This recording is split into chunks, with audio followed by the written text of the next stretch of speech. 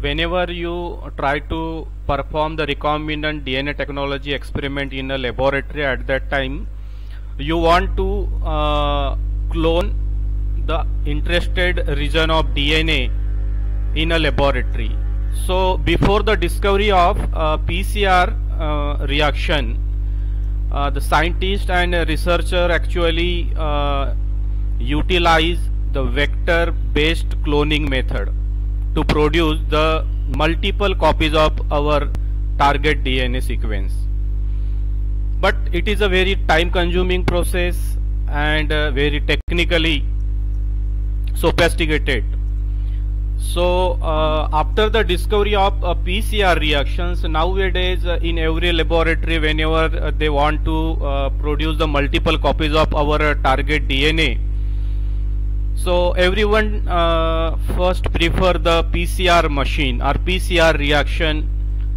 Ultimately the cloning process classified into the two types. First type is the cell based cloning method.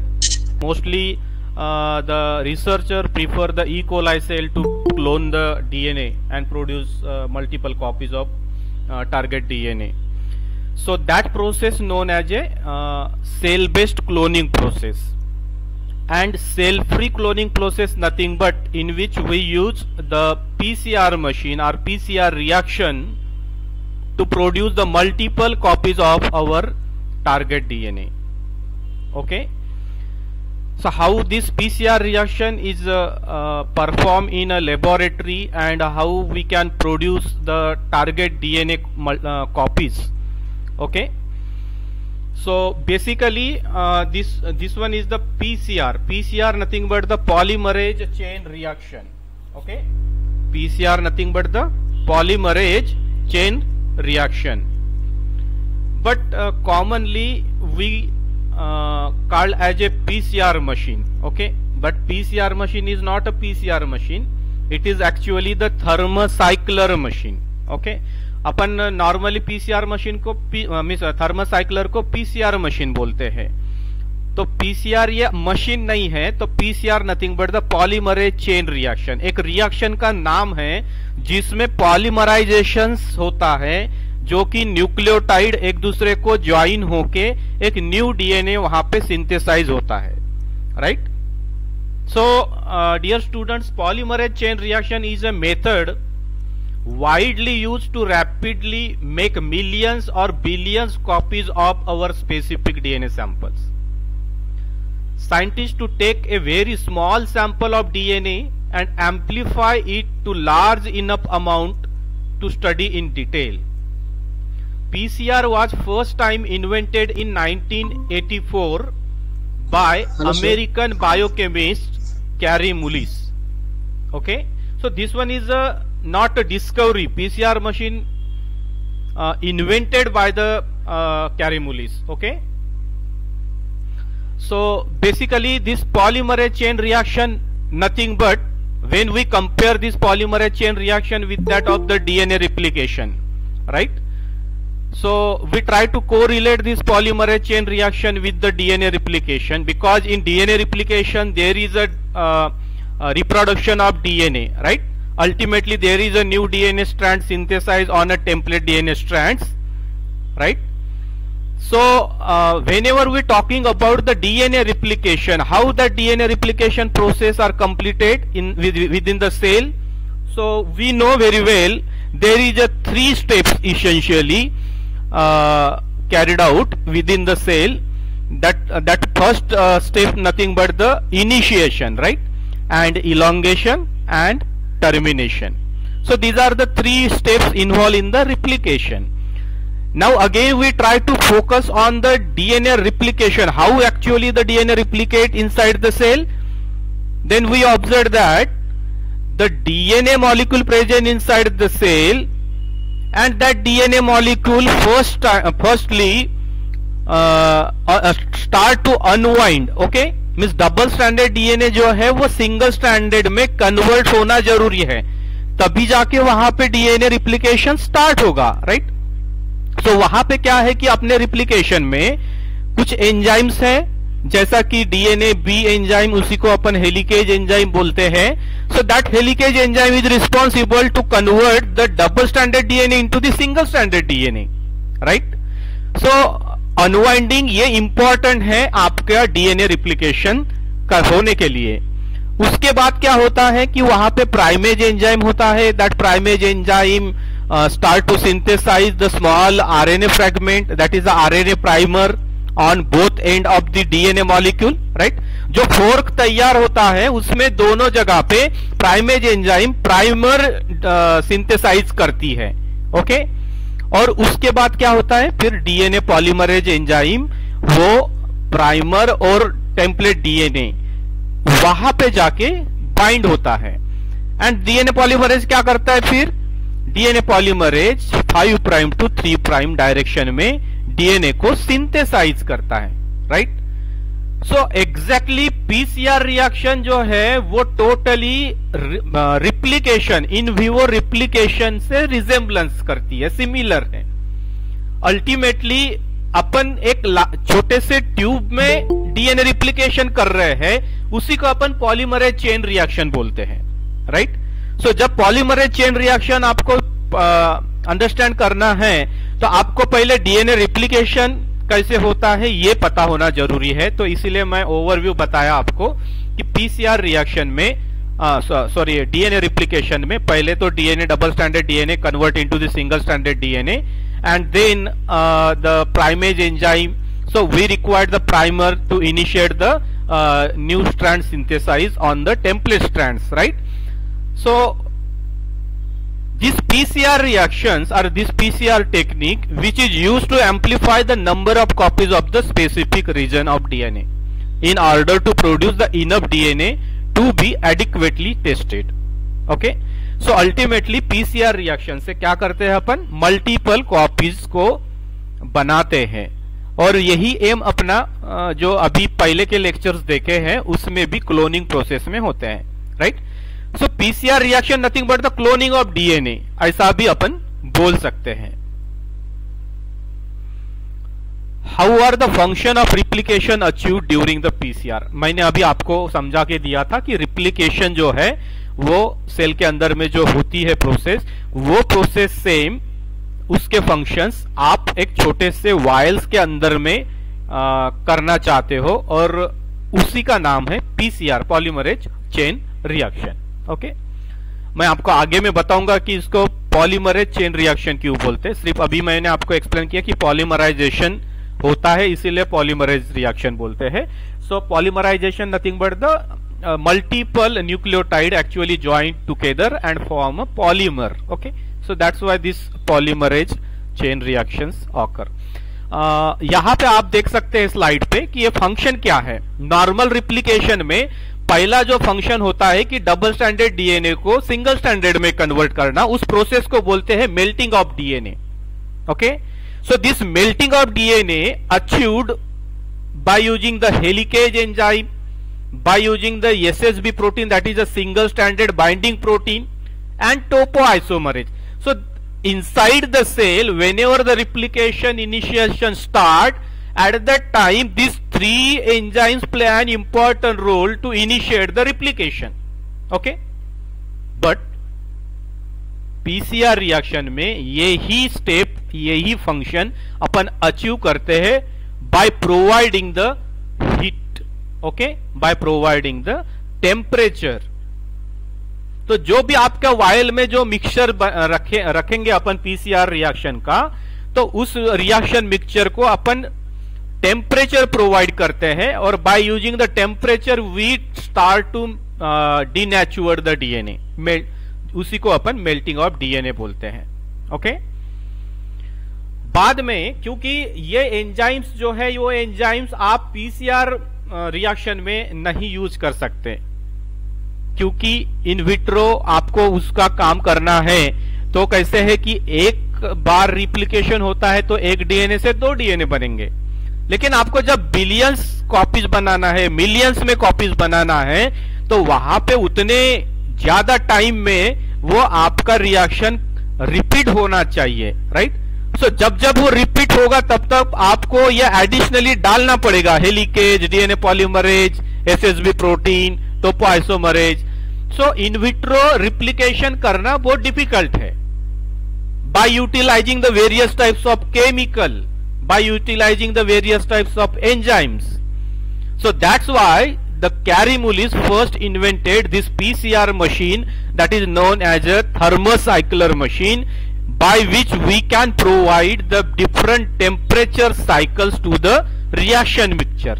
Okay, इसीलिए उसको thermocycler बोलते हैं। Mean cyclic form में वो एक temperature के साइकिल्स आप वहां पे सेट करते हो, उस हिसाब से वो टेम्परेचर प्रोवाइड करता है। ओके, अभी रिप्लिकेशन में दूसरा जो फंक्शन होता है polymerization of DNA, means nucleotide को एक दूसरे को ज्वाइन करके पॉलीमर बनाना। सो ये कहां से ये जो है आपके सेल के अंदर में डीएनए पॉलीमरेज एंजाइम्स होता है, उस डीएनए पॉलीमरेज एंजाइम का यूटिलाइज करके वो पॉलीमराइजेशन ऑफ डीएनए होता है। लेकिन यही एंजाइम सपोज आप यहां पे इसी फंक्शन को पूरा करने के लिए यूज करते हैं तो वो फेल हो जाएगा। क्यों? क्योंकि अपन पहले स्टेप में हीटिंग कर रहे हैं और हीटिंग इतने ज्यादा टेम्परेचर पे करते हैं, जैसा कि आपको पता है कि डीएनए, डबल स्टैंडर्ड डीएनए जो है वो 94-95 डिग्री सेल्सियस टेम्परेचर पे डीनेचुअर्ड होता है या सिंगल स्टैंडर्ड में कन्वर्ट होता है, राइट। सो सपोज आप पहले स्टेप में जिस वायल के अंदर में आपने डीएनए पॉलीमरेज में रखा है, सारे रिक्वायरमेंट रखे हैं, और वो वायल को 94 डिग्री सेल्सियस पे हीट करोगे तो वहां की सारी एंजाइम तो डीनेचुर्ड हो जाएगी, इनएक्टिव हो जाएंगी, and this enzyme not performing its own role, right. So to minimize such type of problem, the scientists discovered the specialized polymerase enzyme, DNA polymerase enzyme, and that DNA polymerase enzyme known as a Taq DNA polymerase. Okay, so this Taq DNA polymerase means what? This one is the thermostable DNA polymerase enzyme. क्योंकि ये normal अपन DNA polymerase enzyme उसमें डालेंगे तो वो डीनेचुर्ड हो जाएगी, तो आपका रिप्लिकेशन होगा नहीं। तो इसीलिए जो हॉट स्प्रिंग में बैक्टीरिया रहता है, तो साइंटिस्ट लोगों ने उसको खोजा कि हॉट स्प्रिंग में जो बैक्टीरिया है उसका भी रिप्रोडक्शन होता है, इसका मतलब उसका डीएनए तो डबल होता ही होगा। और इसीलिए उन्होंने फिर वहां से उस हॉट स्प्रिंग में जो थर्मस एक्वेटिकस नाम का बैक्टीरिया था उससे उन्होंने डीएनए पॉलीमरेज आइसोलेट किए, और वो थर्मोस्टेबल डीएनए पॉलीमरेज है और उसी का पीसीआर में यूज करना चालू हुआ। और वो ये जो टैक डीएनए पॉलीमरेज है वो थर्मोस्टेबल होने के वजह से पहले स्टेप में अपन 94 डिग्री सेल्सियस पे हीटिंग करते हैं, तब भी उस टेम्परेचर पे ये टैग डीएनए पॉलीमरेज जो है इस पे कोई असर नहीं होता, वो एक्टिव स्टेट में ही रहती है और वो आपकी रिएक्शन जो है पॉलीमराइजेशन है वो रिएक्शन कैटेलाइज कर सकती है। इसीलिए Taq polymerase play an important role in the PCR reaction. Then third function जो है प्राइमर, अपने को डीएनए सिंथेसाइज करने के लिए मैंने बोला था कि primase enzyme able to synthesize the 2 primer. Okay, एक फॉरवर्ड और रिवर्स ऐसे 2 प्राइमर लगते हैं। तो वहां पे तो आपके नॉर्मल रिप्लिकेशन प्रोसेस में within the cell primase enzyme वो सिंथेसाइज करती है, लेकिन ये भी एक एंजाइम है, वो यूज नहीं कर सकते इसमें। तो पीसीआर रिएक्शन में उसका रिप्लेसमेंट के लिए अपन क्या करते हैं कि डायरेक्टली अपन प्राइमर प्रॉपर कॉन्सेंट्रेशन में उसमें डालते हैं। 2 टाइप के प्राइमर रखते हैं, फॉरवर्ड और रिवर्स। और उसके बाद यहाँ पे ज्वाइनिंग निक्स, ये अलग फंक्शन है। जैसा कि आपने नॉर्मल डीएनए रिप्लिकेशन देखा होगा तो वो बहुत लॉन्ग डीएनए को रिप्लिकेट करता है, राइट। क्रोमोसोमल डीएनए को रिप्लिकेट होता है और वो लॉन्ग मींस उसकी लेंथ ज्यादा लॉन्ग होने के वजह से उसमें क्या होता है कि आपको फ्रेगमेंटेड मैनर में डीएनए मिलता है, जैसा कि ओकाजाकी फ्रेगमेंट्स तैयार होते हैं, राइट। लेकिन अपन पीसीआर रिएक्शन में जो जिस डीएनए की कॉपीज बनाना चाहते हैं वो शॉर्ट डीएनए होता है, तो वहां पे इस तरह का प्रॉब्लम नहीं होता, वहां पे ओकाजाकी फ्रेगमेंट नहीं बनते। ओके, सो ये यहाँ पे पीसीआर में इसका जो डीएनए लाइगेज एंजाइम यूज करने की कोई जरूरत नहीं है। So this one is the comparative account of PCR reaction and replication, DNA replication. Now we going to discuss about the brief history of PCR. Okay. So in 1869, first time DNA isolated by Saki RK. Okay. And then after in 1985, in vitro amplification achieved by the E. coli DNA polymerase. Tag DNA polymerase यहाँ पे discover नहीं हुआ था. उसके पहले जो carry मुलिस जो थे उन्होंने लेबोरेटरी में डीएनए को रिप्लिकेट किया, डीएनए की कॉपीज बनाई. उस समय ई कोलाई का डीएनए पॉलीमरेज यूज किया. लेकिन क्या होता था ना कि इस रिएक्शन में उनको डीएनए पॉलीमरेज बार बार उस वायल में डालना पड़ता था, उस ट्यूब में डालना पड़ता था. ओके.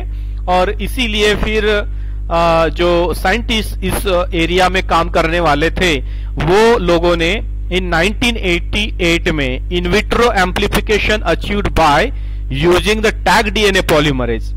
सो इन 1988 में जो यहाँ ऊपर में प्रॉब्लम आ रहा था कैरेमुलिस को, तो वो प्रॉब्लम यहाँ पे सॉल्व हो गया after the discovery of tag DNA polymerase. अभी यहाँ पे बार बार डीएनए पॉलीमरेज डालने की जरूरत नहीं पड़ती है. बाद में 1989 में Taq DNA polymerase cloned and expressed. Okay. तो by using the PCR machine, by using the PCR technique, in 1989 first time the target DNA cloned successfully and transfer into the host cell, and that gene will be expressed within the host cell. Okay. So this one is the overview of history of PCR reaction. The man who invented the PCR reaction, okay, the polymerase chain reaction was not a discovery but rather an invention. A special DNA polymerase tag DNA polymerase is used to make many copies of short length of DNA. 100 to 10,000 base pair का जो लगभग length का DNA है वो उसके copies अपन आराम से इस पीसीआर मशीन में इस पीसीआर रिएक्शन का यूज करके अपन बना सकते हैं. और ये साइंटिस्ट को नोबेल प्राइज भी मिला है in chemistry in 1993 for the discovery for the invention of PCR reaction. Okay. So after that, after the invention of PCR machine, that PCR work was first published in 1985 using Kleno polymerase that is unstable with heat. जो कि मैंने आपको बताया कि E coli का polymerase enzyme जो है DNA polymerase enzyme उसका यूज किया था, लेकिन वो हीट के प्रेजेंस में अनस्टेबल रहता था. उसके बाद new enzyme had to be added manually at each step and maximum length 400 base pair. Means 400 base pair का ही लेंथ का फ्रैगमेंट को एम्पलीफाई कर सकते थे, बट ये प्रैक्टिकली नहीं था.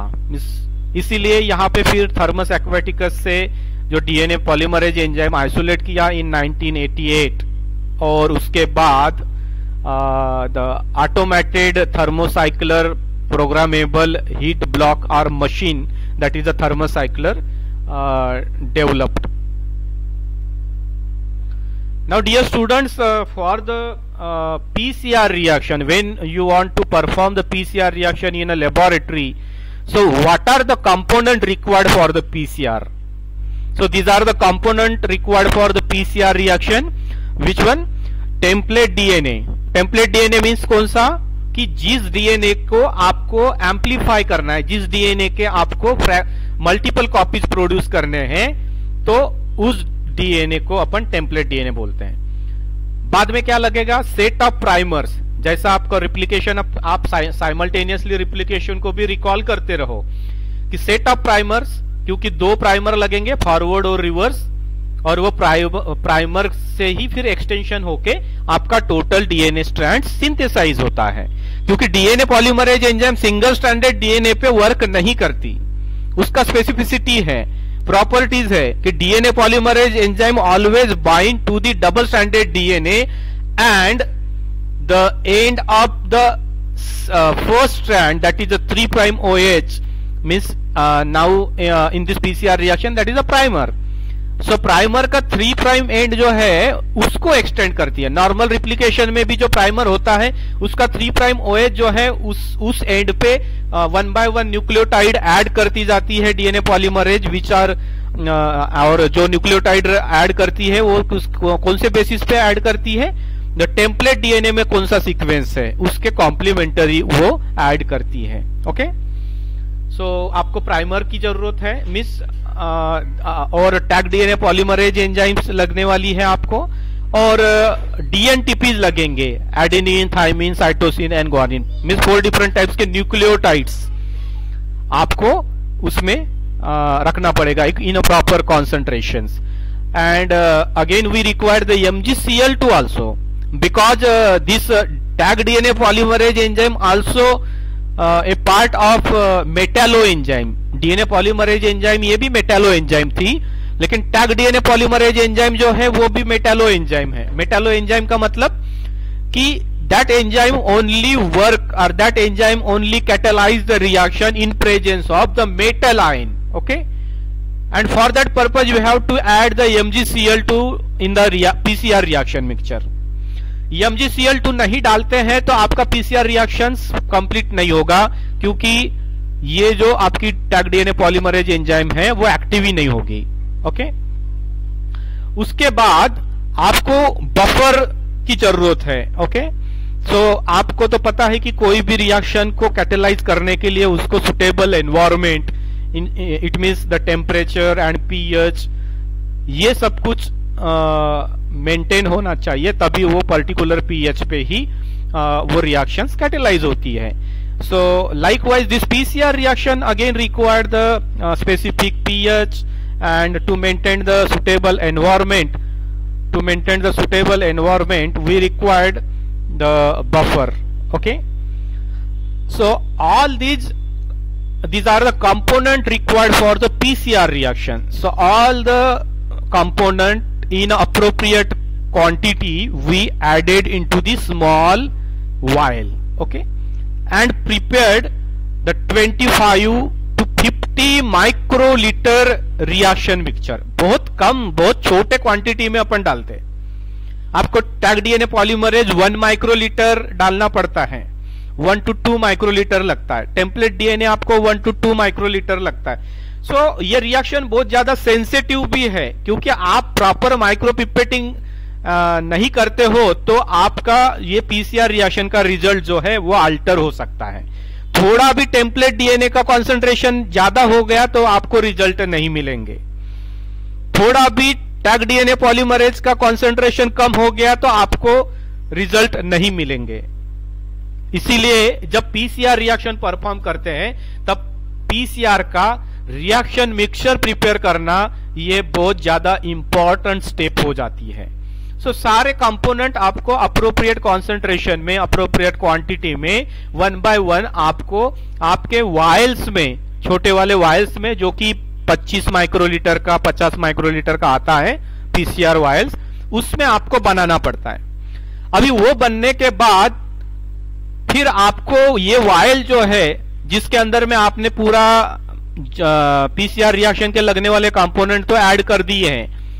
Now you have to perform the PCR reaction. PCR reaction आपको कैटेलाइज करना है.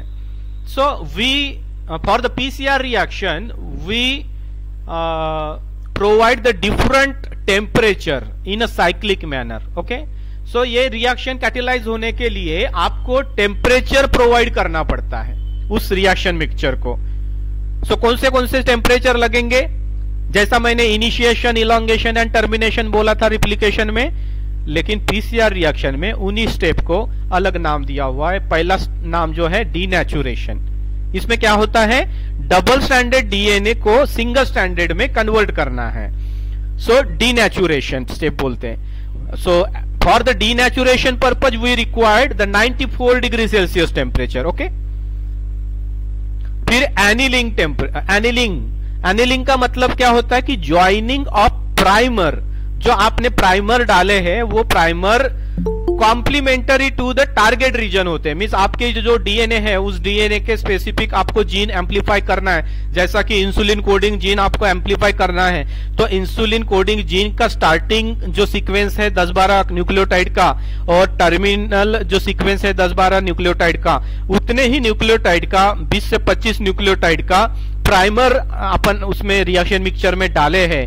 सो that primer should be bind to the template DNA strands at a right position. Okay, so it required the 50 to 60 degree Celsius temperature.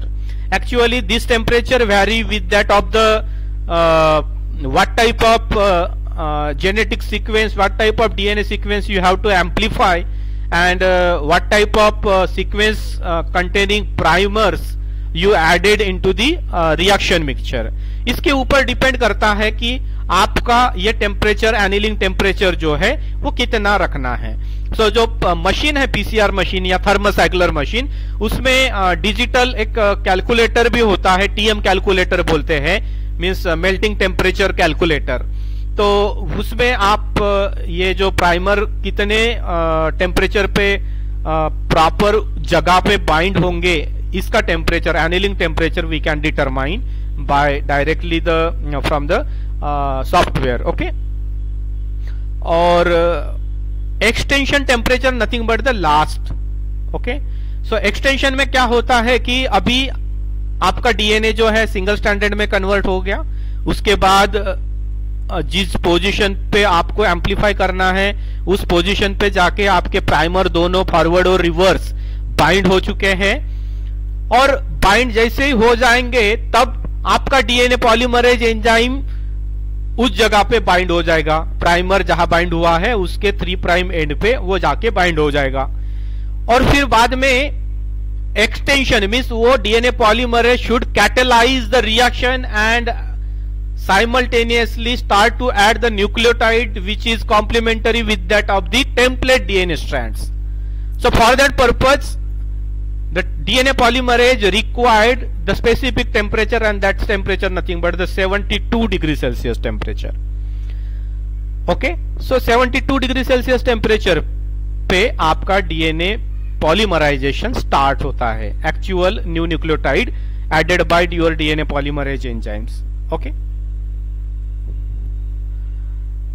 PCR reaction में जो अपने को DNA लगता है वो कौन कौन से मटेरियल से अपन ले सकते हैं। तो ड्राइड ब्लड से आप डीएनए ले सकते हो, सीमेन सैंपल से भी डीएनए निकाल सकते हैं, वजाइनल स्वैप से निकाल सकते हैं, सिंगल हेयर से निकाल सकते हैं, finger nail scraping, insect in amber, Egyptian mummies, buccal swab, तो any living thing. Okay, so कोई भी लिविंग ऑर्गेनिज्म, टिश्यू, सेल, इससे आप डीएनए निकाल सकते हैं। तो अभी तक अपन जो बात कर रहे थे कि थर्मोसाइक्लर, तो यही है कि thermocycler machine, this one is the PCR machine.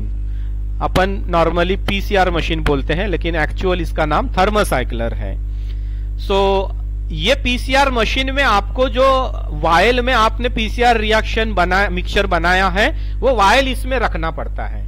Okay, so यहाँ पे आप देख सकते हैं कि पीसीआर मशीन पे ये स्क्रीन है, और ये स्क्रीन पे एक कीपैड ओपन होता है, वो डिजिटल कीपैड होता है जैसे अपने मोबाइल में होता है वैसे ही, और एकदम सिंपल है। और with the help of this digital display and digital keypad you can formulate the program. PCR program आप यहाँ पे पहले फॉर्मुलेट करना पड़ेगा, मींस आपको डीनेचुरेशन टेम्परेचर कितना रखना है, वो कितने मिनट के लिए रखना है, उसके बाद आपको एनिलिंग टेम्परेचर कितना रखना है, कितने मिनट के लिए रखना है, इस तरह से प्रोग्रामिंग उसमें आपको सेट करना पड़ेगा। और सेट करने के बाद all parameter when we set inside the thermocycler machine, then you can start the reaction. Okay, so जब इसको ओपन करते हैं तो आप यहाँ पे देख सकते हैं कि इस तरह से एक 96 वेल प्लेट होता है, और यही 96 वेल प्लेट में मीन्स वहां पे कैविटीज होती है 96। इसमें से आप एट ए टाइम 96 सैंपल्स यहाँ पे रन कर सकते हो पीसीआर एट ए टाइम। और जितने आपके पास सैंपल है वो यहाँ पे, जितने रिएक्शन मिक्सचर है वो आप यहाँ पे रख सकते हैं। लेकिन सारे सैंपल सपोज एक ही टेम्परेचर मीन्स वो एक ही प्रोग्राम पे रन होंगे, अलग अलग टेम्पलेट है, अलग अलग जीन को एम्पलीफाई करना है, तो वैसे सैंपल एट ए टाइम उसमें नहीं रख सकते। लेकिन एक ही टाइप के जीन को एम्पलीफाई करना है, लेकिन सोर्स ऑफ डीएनए अलग अलग है, प्राइमर सेम है, बाकी सब मिक्सचर सेम है, और आपका प्रोग्राम भी सेम लग रहा है सबको, तो उस टाइम में आप मल्टीपल सैंपल्स यहां रख सकते हैं। ओके, सो यहां पे आपको वो जो वायल है उसमें जो पीसीआर मिक्सचर आपने बनाया वो इसमें डाल देना है, मींस रखना है, वो वायल रखना है। वायल रखने के बाद एक्चुअली आप यहाँ पे ये कैविटी देख रहे हो, ये मेटल का बना हुआ रहता है, और जैसे अपन प्रोग्राम सेट करते हैं तो ये इतना सेंसिटिव मशीन है कि with in a second 96 temperature 95 temperature से डायरेक्टली ये 55 डिग्री सेल्सियस पे आ सकती है। इतना रैपिड हीटिंग और इतना रैपिड कूलिंग सिस्टम यहाँ पे होता है, इसीलिए ये थोड़ा महंगा इंस्ट्रूमेंट है, और कॉमनली हर कॉलेज में ये नहीं दिखता। जो अच्छे कॉलेजेस है, अच्छे लेबोरेटरीज है, उसी में ये मशीन्स आपको देखने को मिलती है। तो इस तरह से वो थर्मोसाइक्लर मशीन रहता है, अपने पास है। जब भी कॉलेज आओगे तो मैं आपको इसका डेमो दे दूंगा। Now we going to discuss about what are the cycles, what are the different temperatures required in the PCR machine. Okay, so आप प्रोग्राम सेट कर दिए, मीन्स आपने वायल रख दिया, प्रोग्राम सेट कर दिए। प्रोग्राम में आपने पहला जो टेम्परेचर है 94 डिग्री सेल्सियस टेम्परेचर रखा, और 30 सेकंड के लिए रखा, वो 60 सेकंड के लिए भी हो सकता है। बाद में आपका depending upon the primer sequence you determine the melting points और एनीलिंग टेम्परेचर, या तो ऑलरेडी वो ऐसा टाइप का रिएक्शन कहीं किसी ने परफॉर्म किया है तो रिसर्च पेपर को रिव्यू करके आप वो टेम्परेचर, एनीलिंग टेम्परेचर जो है वो फाइंड आउट कर सकते हैं। So this annealing temperature is most important. ये एनीलिंग टेम्परेचर सपोज थोड़ा भी इधर उधर वेरी होता है, 0.3 0.5 डिग्री सेल्सियस का भी वेरिएशन होता है, तो भी आपके प्राइमर जिस जगह पे आपको बाइंड करवाना है वहां उस जगह पे बाइंड नहीं होते, और फिर आपको जो भी एम्पलीफिकेशन मिलेगा वो आपका टारगेट फ्रैगमेंट नहीं रहेगा, वो नॉन स्पेसिफिक एम्पलीफिकेशन रहेगा। सपोज आपको इंसुलिन कोडिंग रीजन ही इंसुलिन कोडिंग जीन एम्पलीफाई करना है, और उसको लिए सपोज 55 डिग्री सेल्सियस टेम्परेचर लग रहा है, और आपने सेट किया कि 56 डिग्री सेल्सियस टेम्परेचर, तो आपके प्राइमर कभी भी वो इंसुलिन कोडिंग रीजन जो है उसके फ्लैंकिंग रीजन में जाके बाइंड नहीं होगा, वो कहीं दूसरी जगह पे बाइंड होगा, और वहां से एक्चुअली डीएनए सिंथेसिस स्टार्ट होगा, और जो भी आपको फ्रैगमेंट्स मिलेंगे multiple after completion of PCR, they are not specific, they are non specific. Okay, तो इसीलिए ये एनीलिंग टेम्परेचर बहुत ज्यादा इंपॉर्टेंट होता है। उसके बाद आपको लास्ट टेम्परेचर होता है 72 डिग्री सेल्सियस। ओके, तो ये 72 degree Celsius for 60 minute, sorry 60 second upon set करते हैं। और इसमें एक्चुअली रिएक्शन कैसे होता है, तो जैसे ही आपने वायल रख दिया है उस मशीन में, और मशीन में प्रोग्राम सेट किया इस तरह से, और आपने स्टार्ट किया, स्टार्ट करने के बाद विद इन 1 सेकंड 1 मिनट वहां पे 94 degree celsius temperature attend by your thermocycler machine, and that thermocycler machine provide 94 degree celsius temperature to the reaction mixture. और जितने भी डीएनए मॉलिक्यूल है आपके रिएक्शन मिक्सचर में, टेम्पलेट डीएनए, वो सारे के सारे डीनेचुर्ड हो जाएंगे, सिंगल स्टैंडर्ड में कन्वर्ट हो जाएंगे। उसके बाद आपको यहां पे 55 डिग्री सेल्सियस टेम्परेचर रिक्वायर्ड होता है। सो 55 डिग्री सेल्सियस टेम्परेचर जैसा ही 30 सेकंड खत्म हो जाता है, सो आपकी जो थर्मोसाइक्लर मशीन है वो that machine attend the 55 degree celsius temperature. At this temperature, whatever the primer you added into the PCR mixture, that primer start to bind at the template DNA strands. at a right position. Okay, and then after 30 seconds again suddenly this thermocycler machine attains the 72 degrees Celsius temperature, and at that temperature the DNA polymerase start to catalyze the reaction and new DNA strands synthesize on the template DNA strands. Okay, in this way the PCR reactions occur. So this one is the first cycle. So PCR cycle जो है तो ये एक cycle होगी, तो एक cycle में suppose आपके जो टेम्पलेट डीएनए है वो 10 मॉलिक्यूल है आपके इसमें वायल में, तो पहला ये साइकिल कंप्लीट हो जाने के बाद आपको 10 हर एक के आपको 2 मॉलिक्यूल मिलेंगे, तो वैसे आपके कितने मॉलिक्यूल हो जाएंगे? 20 मॉलिक्यूल हो जाएंगे. ओके, सो लेकिन ये कंप्लीट आपका जो डिजायर्ड प्रोडक्ट है वो desired product after completion of 1 cycle जो है वो नहीं मिलता. सो इसके लिए आपको रिपीटेडली ये साइकिल्स परफॉर्म करना पड़ेगा. तो वहां पे ऑप्शन होता है आपके पीसीआर मशीन में ही, थर्मोसाइक्लर मशीन में ही, कि ये प्रोग्राम सेट करने के बाद वहां पे एक मल्टीप्लाई का एक सिंबल आता है और उसके बाद आपने 30 लिख लिया. So 30 nothing but the 30 cycle. You want to perform this PCR reaction 30 times. Okay? So आपकी इस तरह से वो साइकिल्स जो है रिपीट होते जाएंगे.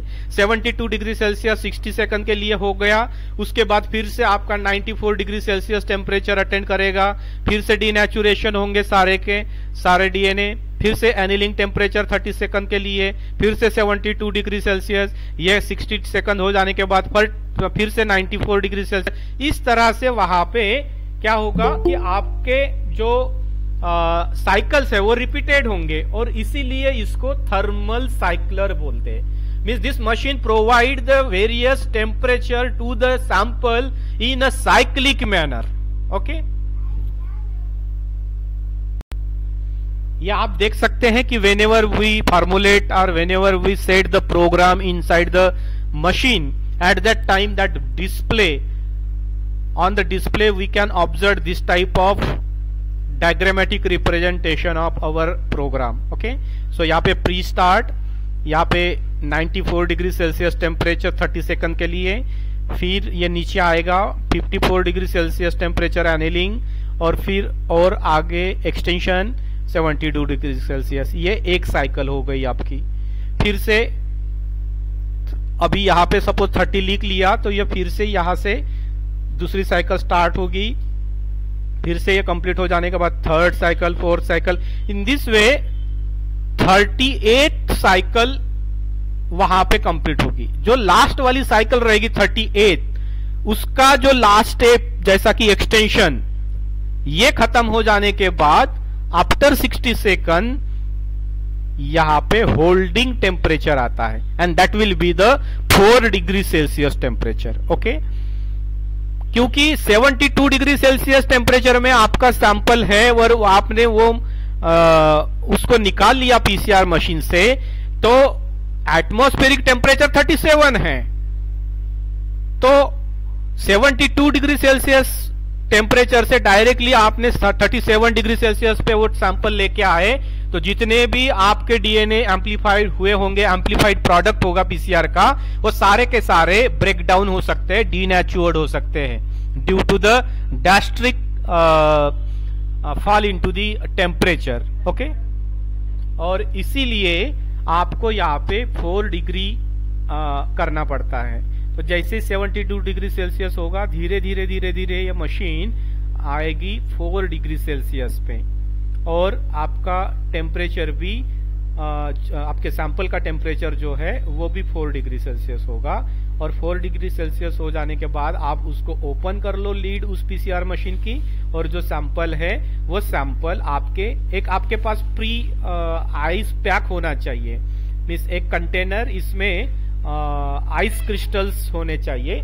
तो यहाँ इस मशीन से आपका पीसीआर का जो वायल है वो निकाल के होल्डिंग टेम्परेचर से मीन्स 4 डिग्री से निकाल के उस आइस ब्लॉक में रखना चाहिए, ताकि आइस का टेम्परेचर लगभग 4 डिग्री सेल्सियस होता है, इसीलिए अपन आइस बेड यूज करते हैं. So this one is the actual principle of and procedure of PCR reaction. यहाँ पे आप देख सकते हैं डायग्रामेटिक रिप्रेजेंटेशन से कि जैसा आप समझने के लिए एक सिंगल डीएनए था, जैसे ही आपकी machine 94 degree celsius temperature attend करती है तो ये डीएनए जो है सिंगल स्टैंडर्ड में कन्वर्ट हो गया। Okay, so this one is the denaturation step. After that annealing temperature जो आएगा इसमें, सो वो एनिलिंग टेम्परेचर वो एक फिक्स रहेगा, 48 तो ऐसा वैरी नहीं रहेगा, एक फिक्स रहेगा। उस टेम्परेचर पे आपका प्राइमर जो है, जैसा कि ये यहाँ पे 5 प्राइम टू 3 प्राइम एंड है, तो ये यहाँ बाइंड हुआ, तो this one is the forward primer and this one is the reverse primer. तो यहाँ का सीक्वेंस अपने को पता था, इसीलिए अपन ने जो प्राइमर डिजाइन किए वो इस सीक्वेंस के स्पेसिफिक थे, कॉम्प्लीमेंटरी थे।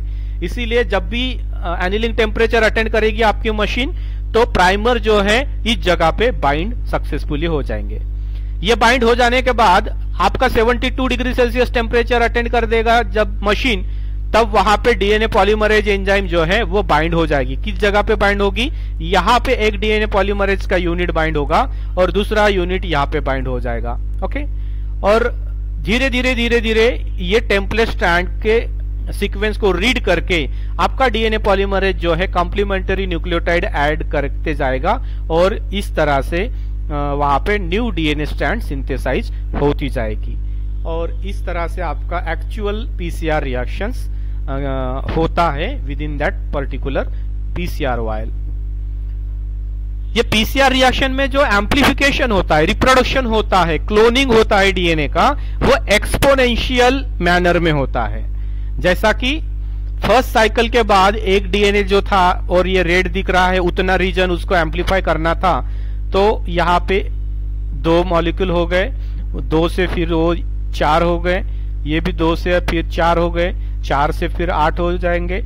इस तरह से साइकिल जैसी जैसी इंक्रीज होगी वैसे वैसे आपका ये जो पीसीआर प्रोडक्ट या डीएनए का जो कॉन्सेंट्रेशन है, नंबर है, वो भी इंक्रीज होते जाएगा। Okay, so after completion of 36 cycles we will get 68 billion copies. Okay, so in this way the multiple copies will be forms. This one is the T diagrammatic representation of whole PCR reaction. This one is the PCR machine, means the thermocycler machine. यहां से आपने जो sample निकाला PCR reaction हो जाने के बाद, फिर आपको चेक करना है, you have to analyze the PCR product whether it is specific or not. आपको कैसे पता चलेगा कि आपका जो सैंपल है, आपका जो पीसीआर प्रोडक्ट मिला है या जो जिसकी क्लोनिंग हुई है, रिप्रोडक्शन हुआ है, वो आप जो चाहते थे वही रीजन का हुआ कि दूसरे रीजन का हुआ, इसको एनालाइज करना पड़ेगा। So for that purpose you have to perform the agarose gel electrophoresis. Okay, so agarose gel electrophoresis already we studied in a previous semester, so you know very well how this agarose gel electrophoresis actually worked in a laboratory. Okay, so we perform the electrophoresis complete हो जाने के बाद अपने को वो जो jail रहेगा electrophoresis होने के बाद वो जेल को थर्मोसाइक्लर यूवी इल्यूमिनेटर बोलते हैं, इसको क्या बोलते हैं? UV illuminator.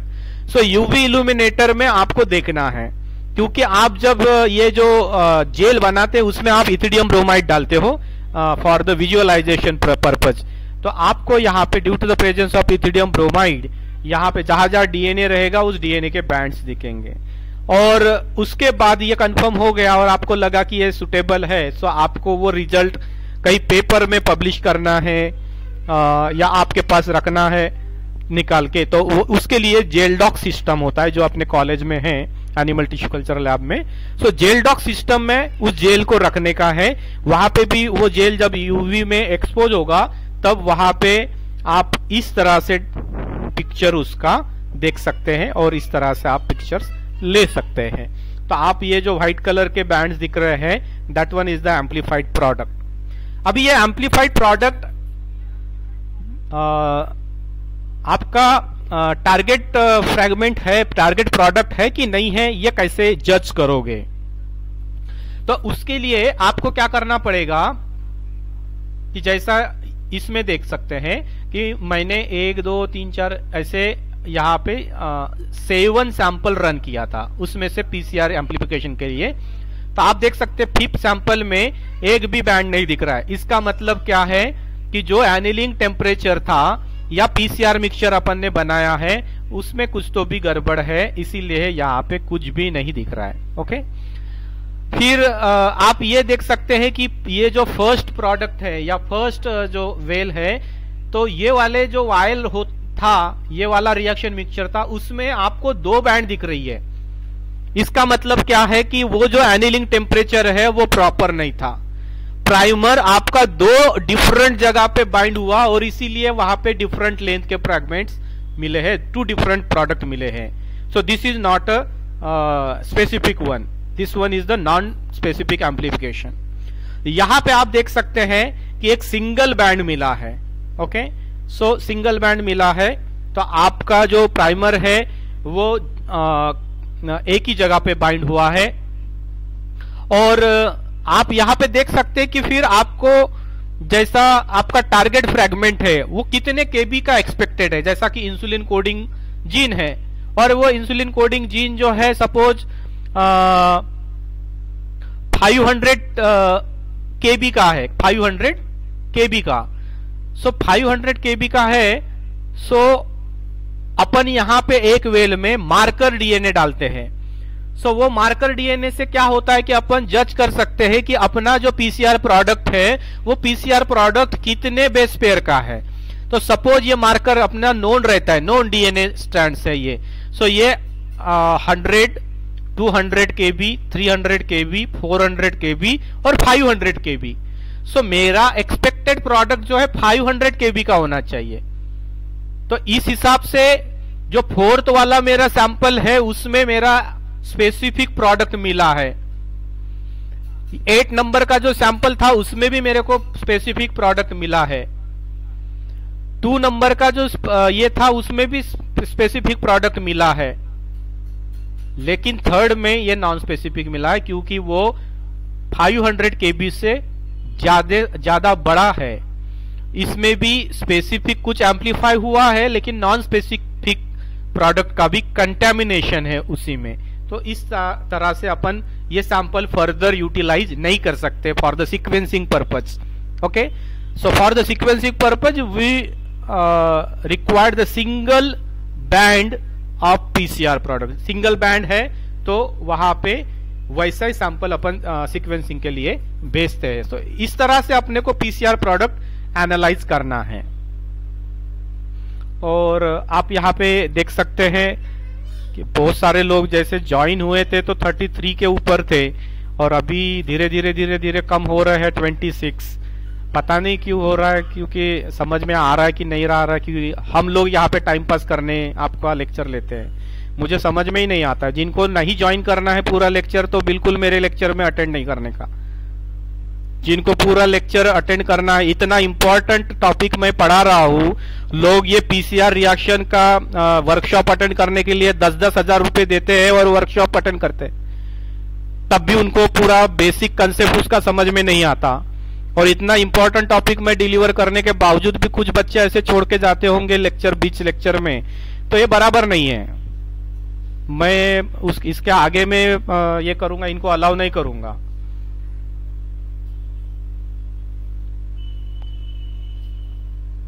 ये आप यहाँ पे इस स्लाइड पे देख सकते हैं कि जब साइकिल का नंबर जैसे अपन इंक्रीज करते हैं, 10 साइकिल, 15 साइकिल, 20, 25, 30 साइकिल्स, तो साइमल्टेनियसली आप यहाँ पे देख सकते हैं कि वो जो कॉन्सेंट्रेशन ऑफ पीसीआर प्रोडक्ट है इट विल बी इंक्रीजेस।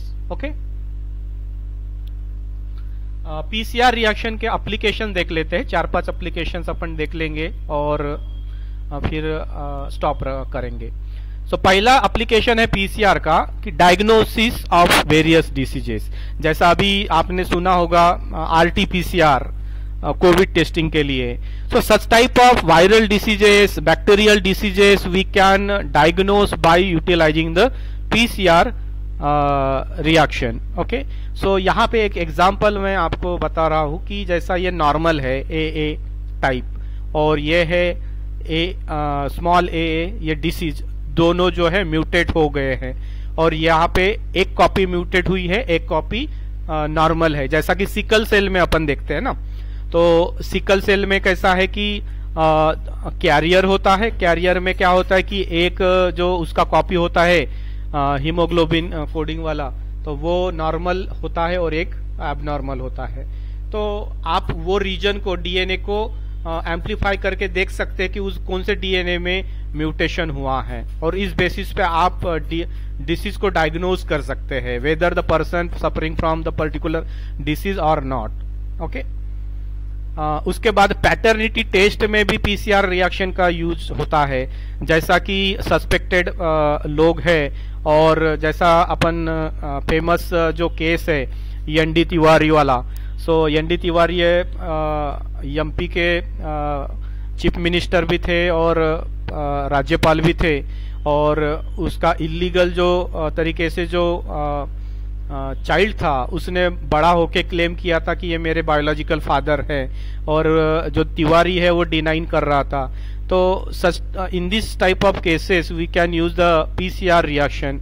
कैसे पहचानोगे? तो आप एक फादर, जो दो फादर है, सो सपोज ये दोनों में से कौन सा फादर रियल फादर है उस चाइल्ड का, ये आपको आइडेंटिफाई करना है। तो दोनों फादर का ब्लड सैंपल लेंगे, उसके मदर का ब्लड सैंपल लेंगे, और वो चाइल्ड का ब्लड सैंपल लेंगे, और सभी का डीएनए निकाल के फिर एक पर्टिकुलर जो रीजन है वो रीजन्स अपन एम्पलीफाई करेंगे, और एम्पलीफाई करने के बाद यहाँ पे इस तरह से बैंडिंग पैटर्न मिलेगा। और बैंडिंग पैटर्न मिलने के बाद आपको पता चलेगा कि ये चाइल्ड जो है, ये बैंड ये वाले फादर में सेम मिल रहा है। इसका मतलब जो रिजेम्बलेंस कहाँ कहाँ हो रहा है, तो मदर के साथ आधे बैंड्स जो है वो चाइल्ड में होते हैं और फादर के आधे होते हैं। तो आप देख सकते हैं कि ये जो सेकंड नंबर का फादर है, this one is the biological father of that particular child. In this way we can solve the paternity disputed cases. In forensic science में भी इसका यूटिलाइज होता है for the identification of various biowarfare agents, for the identification of plant material, for the identification of animal material। इस तरह से different cases में जब जो बायोलॉजिकल मटेरियल है उसका आइडेंटिफिकेशन करने के लिए भी इस पीसीआर मशीन का यूज करते हैं, पीसीआर रिएक्शन का यूज करते हैं। आप यहाँ पे देख सकते हैं कि क्राइम किसने किया, क्या कैसे किया, नहीं सॉरी किसने किया, यह आप आइडेंटिफाई कर सकते हैं। जैसा कि क्राइम सीन है, और ये क्राइम सीन से आपको हेयर सैंपल मिला, और वो हेयर सैंपल अभी किसका है वो देखना है। और ये दो पर्सन जो है वो पुलिस लोगों ने उसको कस्टडी में लिया है, उनके ऊपर आरोप है कि ये क्राइम जो है ये दो लोगों ने किया हुआ है, तो आपको प्रूव करना पड़ता है। तो by using the PCR reaction we can amplify the specific region of the DNA. तो हेयर सैंपल का डीएनए निकालेंगे और ये दोनों का ब्लड सैंपल का डीएनए, और ये तीनों सैंपल 3 वायल में रखेंगे और पीसीआर रिएक्शन परफॉर्म करेंगे। तो यहाँ पे बैंड पैटर्न, फिर इलेक्ट्रोफोरेसिस करने के बाद बैंड पैटर्न मिलेगा, और ये बैंड पैटर्न अपन मैच करके देखेंगे। तो आप देख सकते हैं कि ये क्राइम सीन पे जो हेयर सैंपल था उसका जो डीएनए पैटर्न है, डीएनए फिंगरप्रिंट है, ये सस्पेक्टेड 2 के साथ कंप्लीटली मैच हो रहा है। इसका मतलब है कि वो क्राइम में ये सेकंड नंबर का जो ये था वो इन्वॉल्व था। ओके,